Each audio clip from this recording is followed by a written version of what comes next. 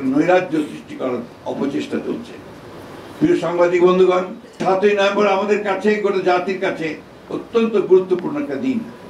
বিশেষ করে আজকের যে রাজনৈতিক প্রেক্ষাপট, যখন একটা মানুষ অনিশ্চয়তার হতাশার মধ্যে চলে যাচ্ছে এবং প্রত্যেকটি মানুষ বারবার চিন্তা করছে কি হবে, কি হতে পারে। আমরা দেখছি যে বাংলাদেশের শত্রুরা তারা আবার মাথা চালা দিয়ে উঠতে শুরু করেছে, মাথা তুলে উঠতে শুরু করেছে। আমরা দেখছি যতই সময় যাচ্ছে ততই বাংলাদেশে একটা অ্যানার্কিক সিচুয়েশন, একটা পুরোপুরি একটা নৈরাজ্য সৃষ্টি করার অপচেষ্টা চলছে।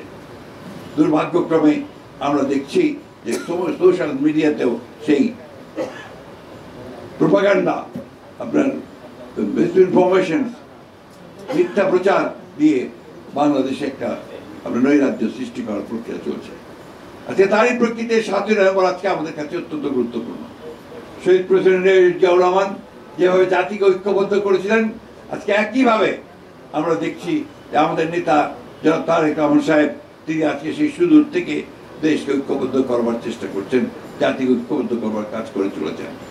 এবং দেশের বেগম খালেদা জিয়া যেভাবে আমাদেরকে পরিচালিত করেছিলেন, তার দীর্ঘ ৯ বছর স্বৈরাচার বিরোধী সংগ্রামে, পরবর্তীকালে ফ্যাসিবাদী সংগ্রামে, সেইভাবে একইভাবে আজকে আমাদের নেতা, আমাদের তরুণ নেতা তারেক রহমান, তিনি আমাদের দলকে পরিচালিত করছেন এবং জাতিকে নতুন আশা যোগাচ্ছেন।